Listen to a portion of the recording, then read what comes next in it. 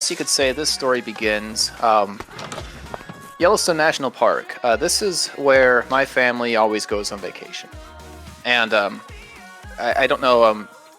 Some of you at least probably know of the park, but it's in the upper corner, of Wyoming, near Montana, and Yes. there's And lots 3 miles of it are in Montana. that's a very important detail. Yes. What? I like to contribute. Thank you, Sassy. Yes, it does overlap 3 miles into Montana. Oh, But nice. anyway, Thanks for the squirrel. um, Fade, it's Brother Squirrel said that they will play the podcast at the Vespers here at the monastery, which is sunset evening prayers. Which is awesome. something to meditate to. Yes. So, national park. It's in the Rocky Mountains, beautiful area, lots of geothermal activity. That would be like geysers, hot springs, things like that. Mm-hmm. And what's really cool about the park is it's the first national park in the U.S. and it still has secrets.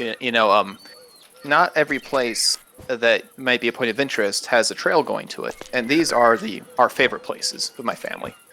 And back when I was a kid and we were going there in the park, if you wanted to figure out where these places were, you couldn't just simply go to the internet. It wasn't really a thing yet. Instead, you had to research. And my dad particularly liked to read the old ranger stories and stories of the first expeditions into the park. And they would talk about just certain features and things that he had never seen. And there was one place called Specimen Ridge, where a volcanic mud flow had gone over a crop of trees and had petrified them. And so Mom and Dad, they've been looking for this crop of trees, this Specimen Ridge, forever, I think 10 years. And finally, through looking at several books, they were able to find where this trailhead was. Now, we, through research, found that it was a very technical hike. Extremely technical. Yeah, so now we were on family vacation. My brother was with us. Now, he must have been 8, I'd say. My brother was. Yeah, he was pretty young. Also, keep in Yeah. mind, I had never been to Yellowstone at this point, and Oh gosh, this is obviously This is well before before we were Sassy and I dating. met. Yeah, Yeah. this is me like reliving. This is like probably. Let's see. Since I broke my arm right before we Siren. went on our first date, it probably put me at around 17, 18, I guess. Which actually would have put Michael closer. Yeah. Well, yeah, it would have put him He closer would've to been, like 12. 12, Or so. yeah. Yeah. Siren, we are doing a campfire stories with Fade about how he broke his arm. So That's how I broke my arm. yeah. So, anyway, they found it. Now, Mom isn't so much into the more technical hiking, not so much as Dad is. So, what's going to happen is my father and I were going to pair off, and Mom and my little brother were going to do their own thing. And so Siren they were says going to hi, go by the on way. a. Hello, Siren. So Mom and little brother going to go on a. They're going to go head on the way home. They're going to go on a train ride, and then we were going to stay in the park a bit longer. So we stopped off at Mammoth That's Hot right, Springs. Ranger. Campfire stories by the Faylight. Yep, by the fade light. So where was I? Mammoth is in the upper right-hand, Western. upper left-hand corner Northwestern corner. of Yellowstone, near Montana, Gardner, Montana, and that's where we're going to start. And from there, from that hotel, we were going to ride our bikes down to the trailhead, and then we were going to camp there, and then in the morning we were going to take on the trail itself. So we're packing, and here's what we're doing for our bike ride. We have a tandem mountain bike. It's so cool. For those unfamiliar, that would be a 2-seated bike. It is And a mountain bike. most tandems are like road bikes, thin tires and all that. But this thing was the monster truck of bikes. In fact, when you're biking behind somebody, we're like on bike rides, that's customary for the bikers to, like, if they hear a car coming, to yell "car up" and warn the other bikers in front. Well, they would yell that when we came by because that's how much noise this bike made because the tires are so knobby. Anyway, we got this nice tandem mountain bike, and we had it loaded with a trailer, which we put with all of our camping gear and such in it. Finally got and a cooler, and we're all ready to go. So we go down the first hill after leaving the Mammoth campsite or the Mammoth Hotel, and of course we're in the Rocky Mountains and we're heading towards a river. So we're going downhill. We're going down very fast. We're reaching over about 35 miles an hour, according to my speedometer. Fade, Blues has a question. How did you get a tandem mountain bike? Like, purchase it? My dad actually had this thing custom made by Schwinn, and I think this particular model, only 3 were made. Mountain bike tandems aren't fun. They're not very I won't want to say they're popular, but there's not much request for them, because usually if you have a mountain bike, you're sticking to the roads and you're just going really fast. But this one, Dad and I, we like to where we're going, you don't need roads. You know, we like to ride wherever on our bikes. That's part of the fun. And here in Iowa, we have an annual bike ride called Ragbri, and we took it on that. Tons of stories for that as well. Different time. But yeah, he had it made. And so, large bike, we got it into the park by putting it on top of our van. Which our van is this huge, it has a topper on it, so it's way up top. We had quite a bit of height on this thing. Getting it on and off was quite a task. That will come into play later. But we're going down this hill. We're going about 35 miles an hour. And then this bike starts to shake. Now, this is important. My father is in front, and he's the one steering. I'm in back. Yep. So usually the way this works out is when it comes to going up and down hills, I don't like to grind it out. Yes, it is the Jeep of mountain bikes. You're absolutely right. Yes, totally. That thing had hydraulic brakes, 28 years. It was disc brakes. It's still a nice bike. Yeah, it's fun. So, basically, I was kind of like the afterburners. I was the power. You know, if we're doing a hill, I want to do that thing fast. So I will sprint up those things, because I would rather sprint than marathon up those hills. Because doing the slow 2-mile-an-hour grind up a hill, not fun. So I'm sitting in back, I guess is the point I'm making here. Anyway, Dad likes to tease. The bike starts to shake, and I think he's just goofing with me. So I kind of smack him back. I'm like, cut out, Dad, you're freaking me out. He's like, I thought it was you doing that. I'm like, no, I'm not doing that. And I look to my side, and I see our trailer. I'm like, our trailer's passing us. Yeah. That thought was just kind of coming out of my lips, and I start to realize the ramifications of this. Trailer's also still connected to us. So the bike all of a sudden starts to jackknife, throws us off to the left. My arms are flailing all over the place. Dad has experience driving motorcycles and has crashed them a couple times, so a bit more experience than I. He hugged the frame and allowed the arms of the bike to kind of hit the ground before he would. I, on the other hand, got thrown to my left and tried to block with my arm. So I kind of threw my arm out there and blocked it. Actually, the first thing to hit was actually my head.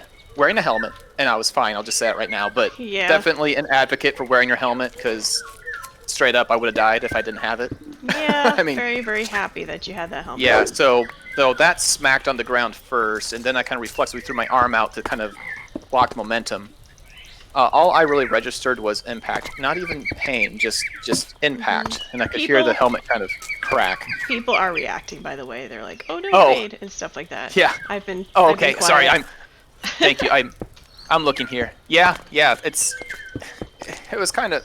I would say it was scary, but things were happening so quick. Didn't have the chance to even register fear. It was just something that was happening. Excuse me. Had to cough. Then the bike righted itself and threw us to the right side. And again, I flail out with my arms, and I flail out the same left arm and try to block that side. And then it picked us up a third time and threw us to the left again. And I kind of diff-armed the ground with my left. So that's like 3 shots my arm just took. I don't remember any pain at this moment at all. Eventually, it stopped tossing us all over the place, and we kind of skidded to a stop. And when everything quit moving, I'm laying on my face, tangled underneath the bike. And I don't know how long we laid there for. I stayed conscious the whole time, as far as I'm aware. But the next thing I remember is Dad had somehow already got himself out of the bike. I'm still laying on my face, and I'm starting just to take inventory. Like, the world has stopped moving. Mm-hmm. I'm just kind of like, okay, like, Yeah. I'm kind of taking inventory. Do I still have 2 legs, 2 arms? Like, is everything still where it's supposed to be? So my right ankle is in a lot of pain. It's very twisted. My right hand, I can't move. It's pinned behind me, stuck on something. And my left arm is numb, and my chin is burning. So I kind of roll my head to the side and look up, because I was more worried about my dad. And I see that he's up in front, kind of shaking his head and walking it off, but he's moving. And he's cursing up a storm, so I'm like, okay, he's fine. Yeah. I'm like, okay, I've checked my father. He's okay. I can now be selfish. All right. Get this bike off of me! Yeah. Yeah, that's pretty much how that worked. So, at this point, this really happened. So, off to the side of the road, there's on one side is a hill going up. On the other side, it's kind of a field and it goes down. And straight in front of us, there's the bridge we were heading towards. Had we crashed later, very good possibility we would have slid underneath the ruts and just into the gorge. So that's probably the part of this whole thing that scared me the most, was that realization. River. Well, this was like the Yellowstone River. I mean, this is Yeah. So it was about maybe 100 yards in front of us. But where we were, there was a bluff. There was kind of like a little hill, little mound of dirt, grass to the side. Anyway, a Mennonite, an Amish person, walks out of this field out of nowhere. I don't know where he came from, but complete with the beard, the hat, suspenders, and he comes out, and Dad's kind of struggling to get me untangled, and this burly man kind of walks up and grabs a hold of my waist and kind of helps me up. And Brother Squirrel. Don't worry, I know from Minecraft that it's safe to fall in the water.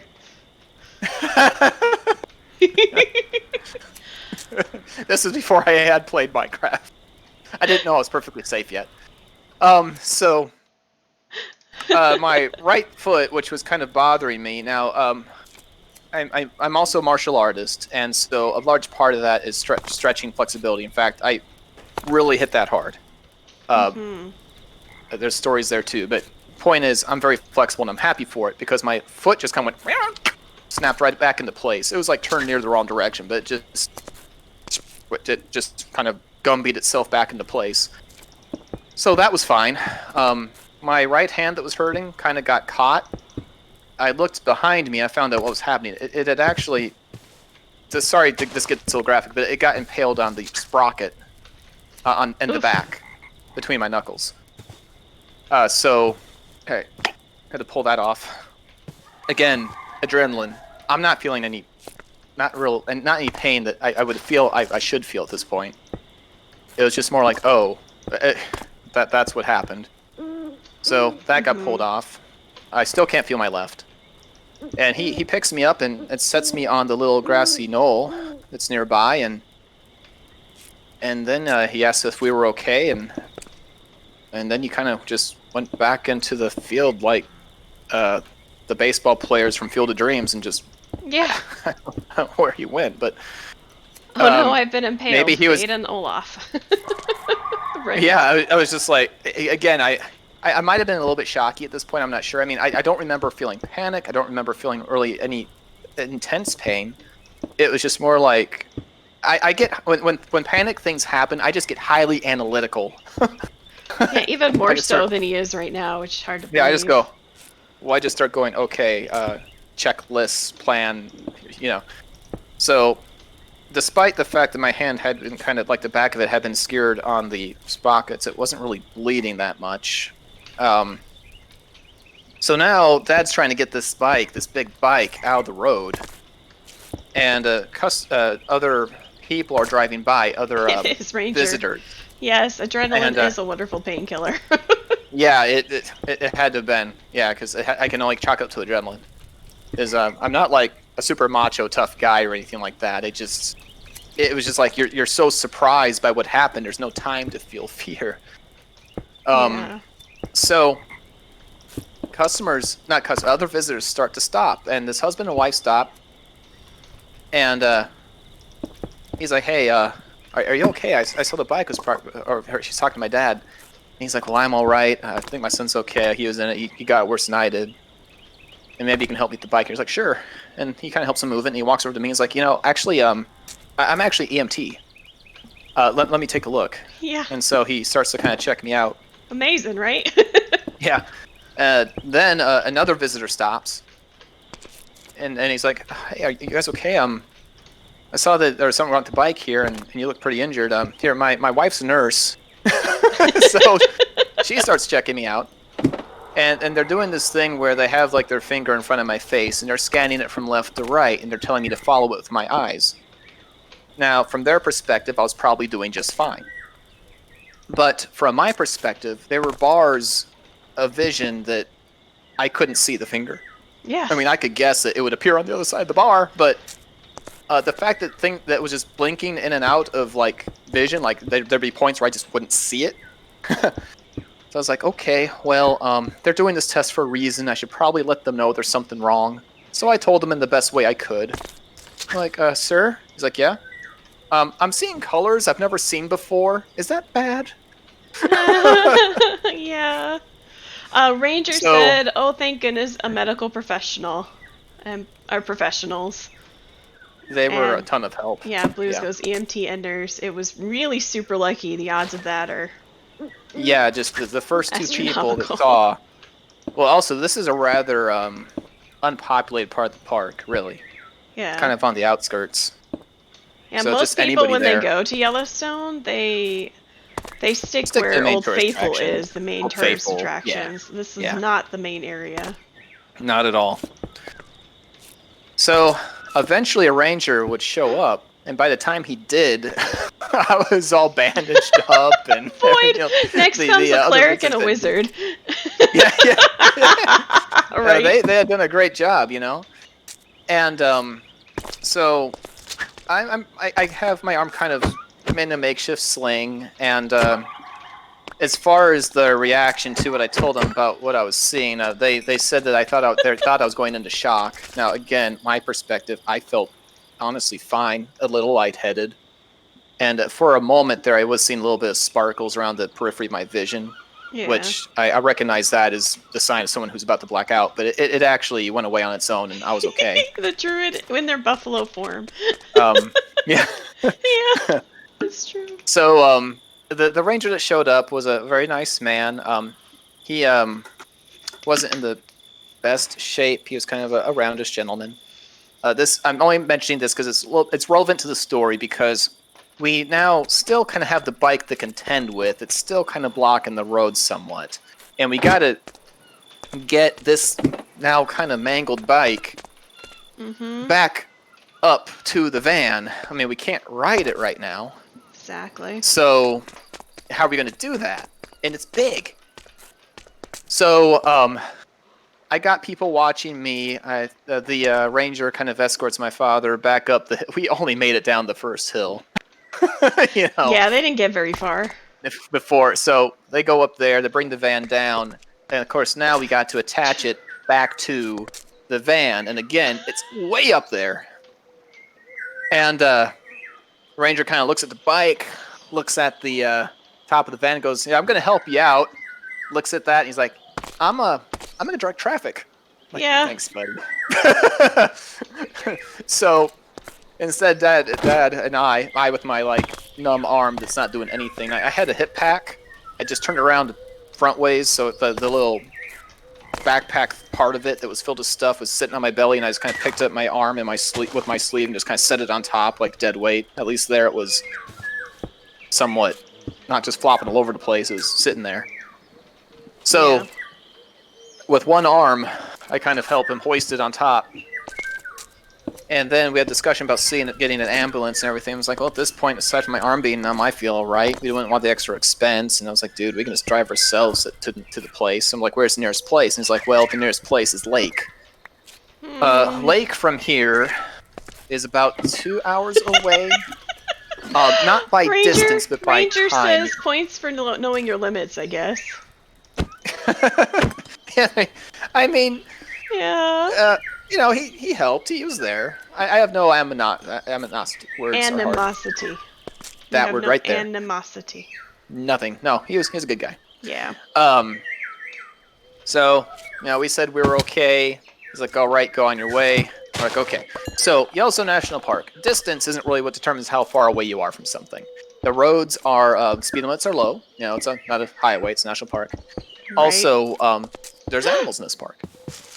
And we're going towards lake, and this road is kind of S-curving back and forth over and around because it's in the mountains and it's following the pass.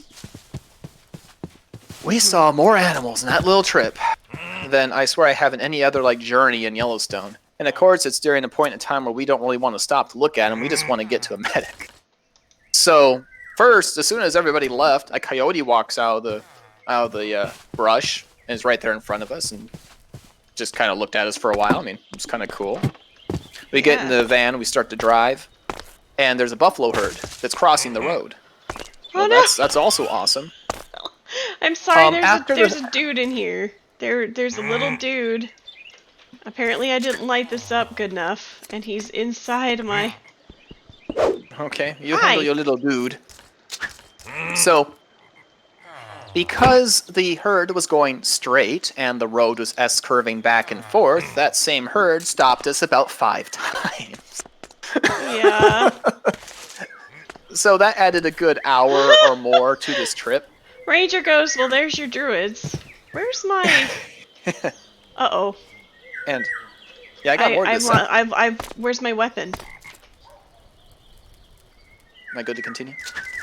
Yeah, you can continue. Okay. I lost my weapon. That's unfortunate. It is. Was it the Tinker's weapon? Yep. And you're like, yay! I don't really care then. Sorry. Let's see. We make it to lake. Now, having worked here before, I know that there's a place. Every one of these main areas has a place where the employees live. All right, Brother Squirrel, And thanks so there's much for stopping by. It'll definitely be up there at some point. Yeah, we'll get it out there. You'll make sure to get you the end of the story. Yeah. So there's a barracks, and they usually have a nurse there.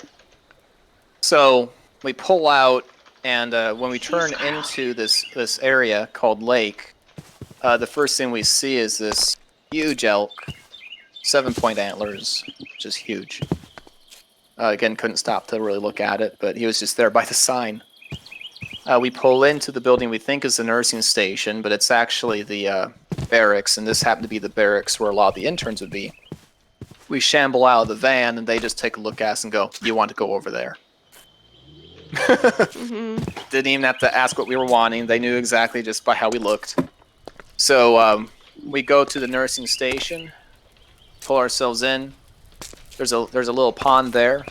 A moose walks out of the pond and just chills on the lawn.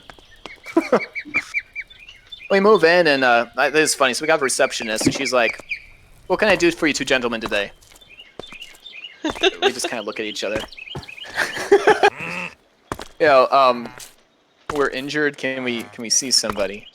And she's like, "Yes." And then she takes a big pile of forms, just sets them in front of us.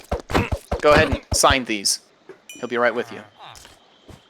I'm like, oh gosh. So I start to sign. Fortunately, my right arm is my good arm. I can sign it. Dad's like, "You know what? I gotta take care of me. I'm gonna go into the bathroom over here." So while his arms and everything were okay, his legs did get a lot of road burn from the getting. Yeah, And lots poor of guy. rocks and stuff had kind of bedded in his legs from that. So he's going in there to pick the road off his legs. So he's in there doing that. Every once in a while I hear a scream. Then this very attractive young nurse comes out. Very She's attractive very- young nurse. Oh, yeah, this is also important to the story. It's very important to the story. I'm 17 years old, okay? They're saying ow, ow, ow, ow, ow, ow, ow, and WTF. Not yet. You're scooting forward in the story. That's what they say. Oh, that's what they say? Yeah, That's what they pain said. pain is starting to set in. About halfway through, the adrenaline's wearing off, and I'm starting to hurt. Mm-hmm. The numbness has gone away and has just been replaced with a throbbing I pain. lost my shuriken. I'm a bit sad about that. It was broken anyway. Use your I magic. know it was broken, Um, but I like that thing. Oh well. I'll get my knife out. and so she takes me into a room. She says, "Okay, I need to look you over, make sure everything's all right." So my chin is the most apparent because it kind of got scraped up on the concrete like Dad's legs did. And she's like, "Yeah, we're gonna have to take care of that." So she brings out a sponge. Now this sponge has a soft side on one side, and on the back side has a bunch of like metal. They look like spikes sticking out the back. They're dulled. They're dulled little spikes, but it's like knobbly and stuff. And she's using the soft side. I'm like, man, I'm really glad you're not using that other side. And she's like, kind of sweetly smiles and says, "Guess what's coming up next?"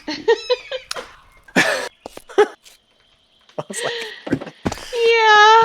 I'm like, okay. Rip She's like, Fade. look, we have to do this. We have to use the rough side to get the road out of your face. I'm like, all right, Yeah, just do it. definitely don't want road in the face. So she turns it around and starts to, I'm probably making a lot of noise at this point. I don't remember doing so, but it must have been loud enough because she started to threaten. She's like, look, we got to gauze this, and if you keep on making noise, when I give you the gauze, I'm going to make you look like you have bunny ears. Well, I don't know I what kept that making is. noise. Oh my gosh! So, Fade! yeah, Something moved! you cut out really bad. What? Something moved! Something moved? Yes, I could hear it. It's one of those troll things from from Ice and Fire. Awesome. And I don't have my weapon anymore. Yeah, isn't it a lot more exciting now? No, it's scary. So she gave me some nice little bunny ears with the gauze around my face. And Unholy after doing that, she tosses me what looks like a napkin. And I'm like, what's this? She's like, it's your hospital gown. I'm like, there's no butt in this thing. She's like, right. I'm like, what's this for? I need you to put it on. I'm like, why? I need to see if you're injured anywhere else. I'm like, it's just my arm. Just my arm. Just my arm. Oh my gosh. It's just my arm. Okay, I'm scared to go down now. He's like, okay. And meanwhile, Dad had been taken care of. They take me into another room. There's a big metal box sitting in this room. They want to x-ray my arm. So they're like, okay, we need you to lay your arm flat on this metal box so that we can x-ray it. Now, it's been sitting at a right angle. Right? My arm had been at a right angle ever since the crash and sitting on top of my hip pack. And now that I try to move it, I can't. It's stuck at that right angle. I can't move it. So I kind of just arch my body over this metal box and try to lay my arm flat on it that way. It's like, no, you need to like extend your arm fully straight. I'm like, I can't. Oh, this doctor grabs my arm and just forces it flat. Oh, ouch. Ouch. That hurt. That hurt so bad. Yeah, takes out the road remover again, right? Oh, so I probably screamed there. Yeah, they're moving. I don't remember taking the X-rays. The next thing I remember is they were done. That one's moving. And I feel like you're distracted, Sassy. It's moving.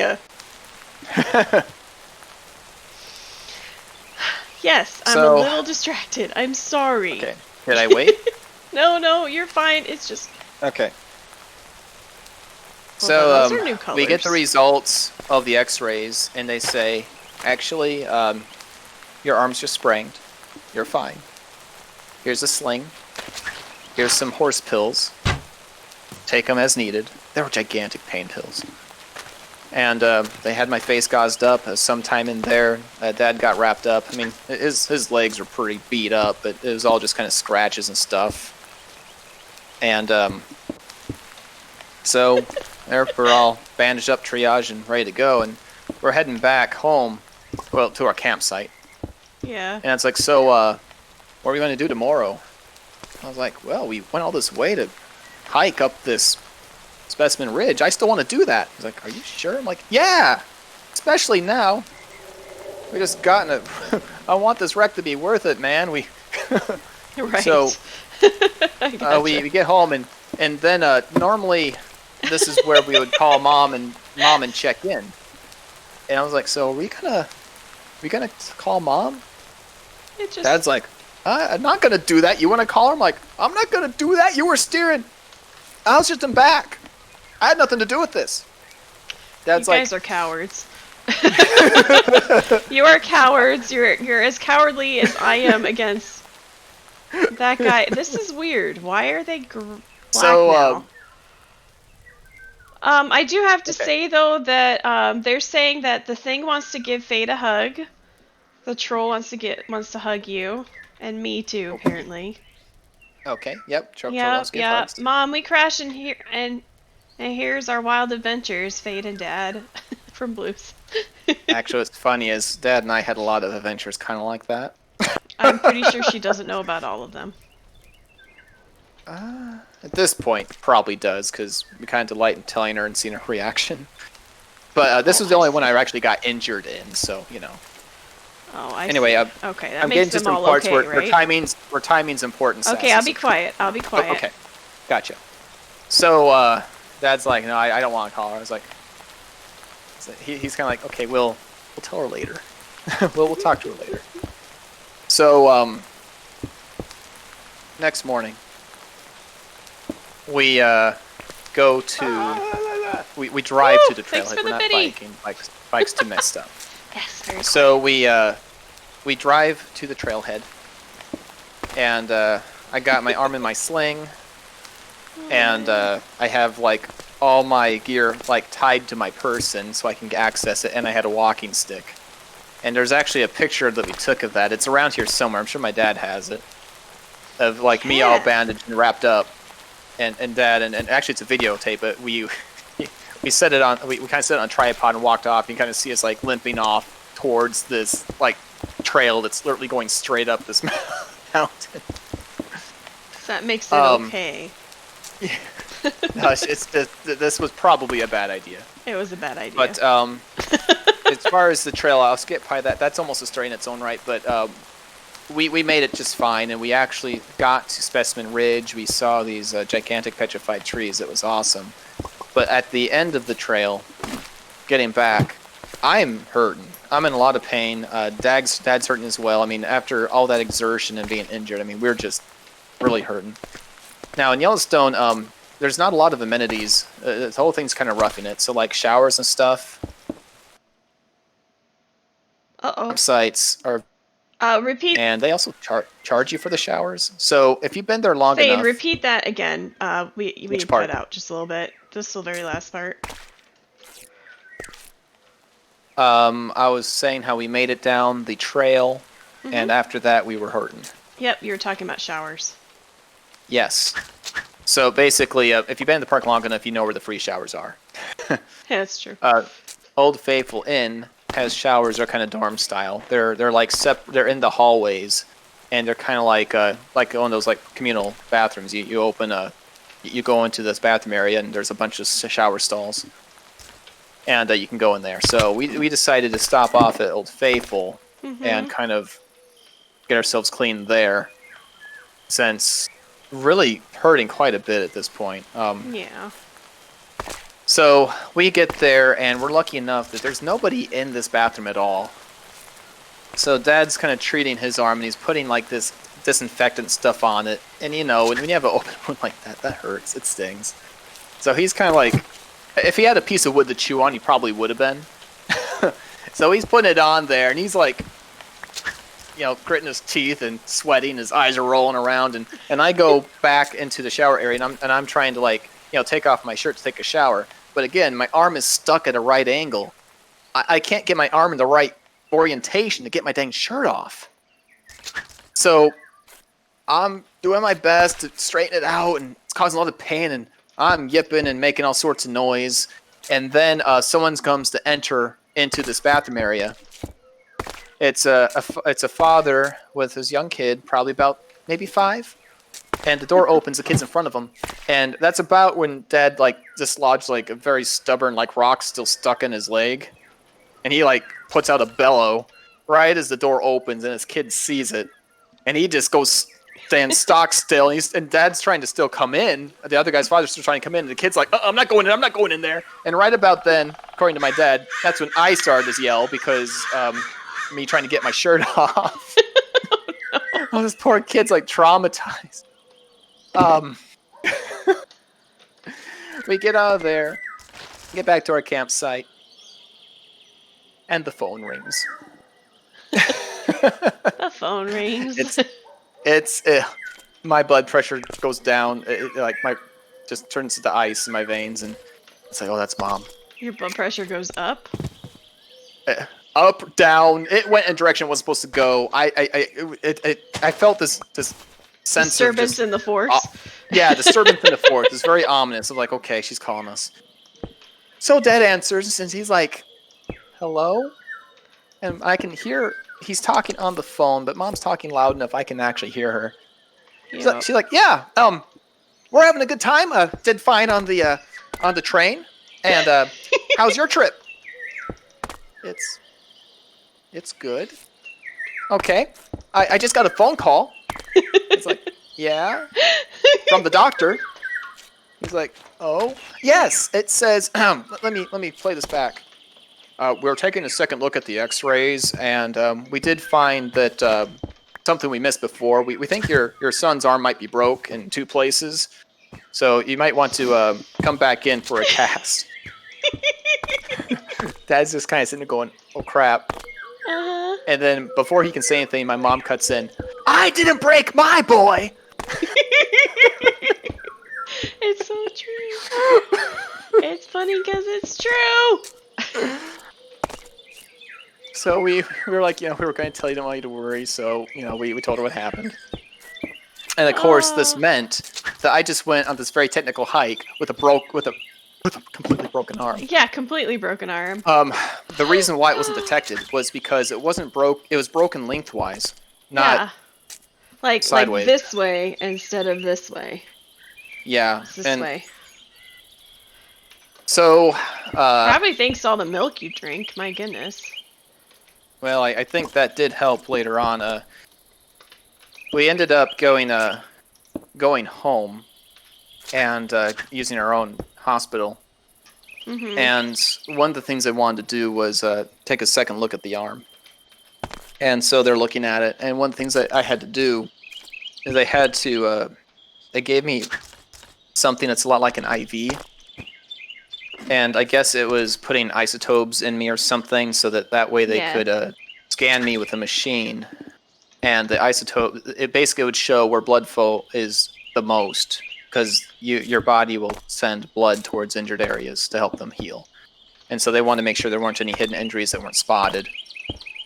Makes sense. And so they did that. Now here's something about me. I do not handle needles well at all. Poor Fade. Any kind of shot, anything like that, I cannot handle. Nope. And in fact, I know exactly what's going to happen. Any needle at all, I will faint. I pass out. Fade will faint. It happens. Thing. Like, I can go in completely calm, know it's going to happen. They can do it. It doesn't even hurt. It's just the sheer knowledge of something going in my body, and it just flips. Something subconscious flips out. Mm-hmm. Like, so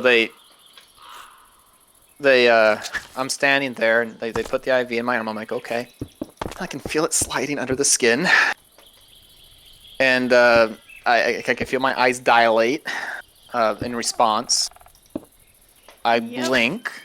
When my eyes open back up, from my perspective, I just blinked. But when the blinking was through, I'm staring up at the sky, and my dad and the doctor are holding my feet up. I'm like, what happened? It's like, you fainted. Like, great. I was gonna ask if they had to knock you out, but it sounds like you took care of that yourself, said Ranger. And Yeah, Blue says, Fade, stop before you pass out at your computer. Oh, jeez.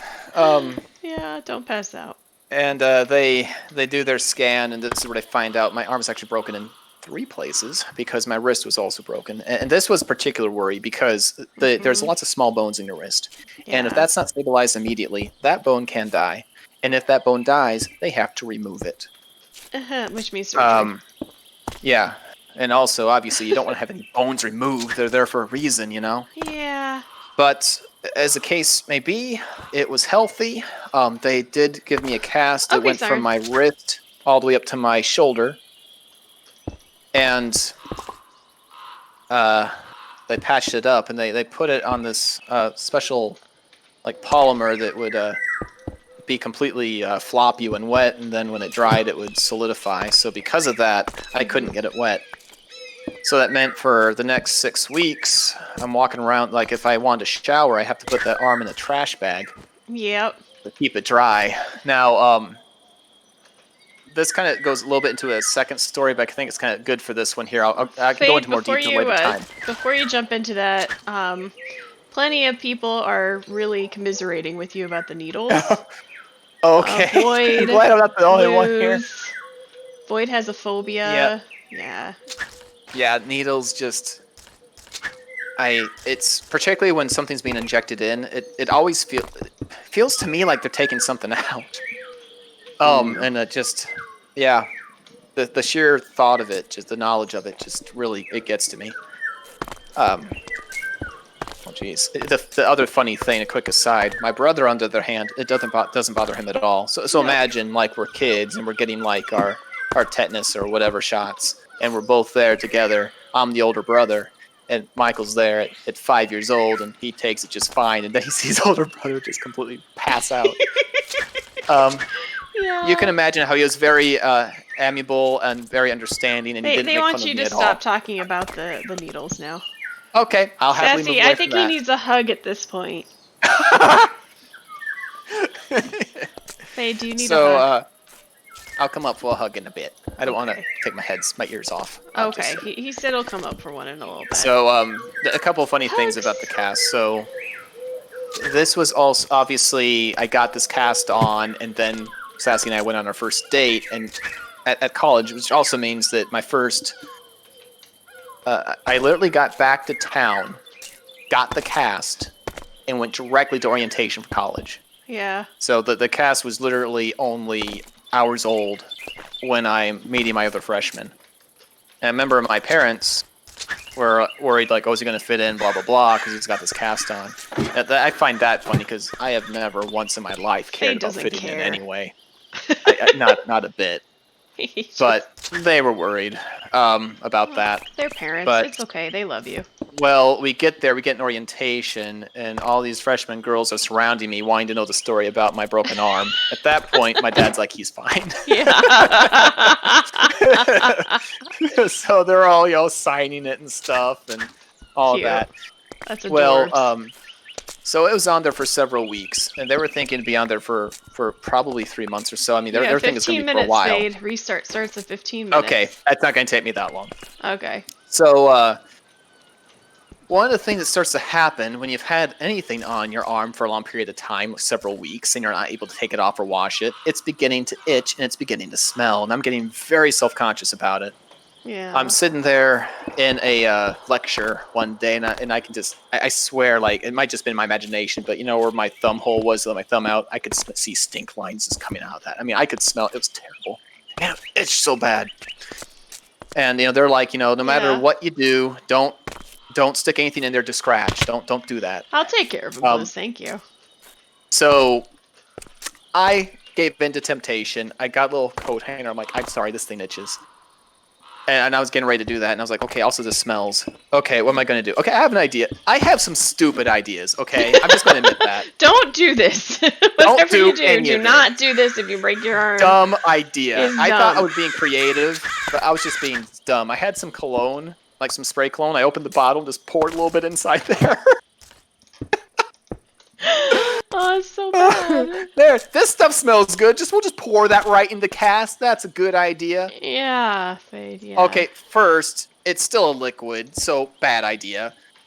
Secondly, because I had scratched it, I now have little scratches in my arm, which this cologne is seeping into, which felt amazing. Secondly, the new smell that issued from there was so much worse than the original. Because now it's like this mixture of like whatever you expect like an arm to be in, like it's like your foot's been like in a freaking bowling shoe for like 10 months. Oh no, not the plus bowling cologne. shoe. And that's now just coming out. I'm like, oh, this smells so bad. So I get home, I'm trying to avoid everybody. And I'm like, okay, how do I take care of this? So I open up the, okay, bad idea number 2 coming up. I open up the spice cabinet and I find some baking soda. I'm just like, I don't care. It's going in. No. Rotten arm and bowling shoes and cologne and now baking soda. Yeah. Well, the That's baking the soda thing. absorbed odor. And Yeah, so I just pour that in. Then I got a slurry in my cast of baking soda, cologne, and sweat, and whatever else was in there. And you know what? That did take care of the smell. But that's a lot like pouring sand into your sock and putting it on. It doesn't Yeah. help the itching at all. But now I'm scared to death to scratch it, so I just left it alone and suffered through it for the next couple of weeks. Bad idea. Ew. Bad to worse, says Short Zelda. Welcome, Yeah, Short I had Zelda. very bad ideas. I thought I was being so clever. Don't learn from my mistakes. Yeah. The good news is, though, I mean, it started to heal very quickly. It only took 6 weeks, and they were able to take off the portion of the cast that went from my elbow to my shoulder, and they kept the wrist on for a couple other weeks. And there's a couple more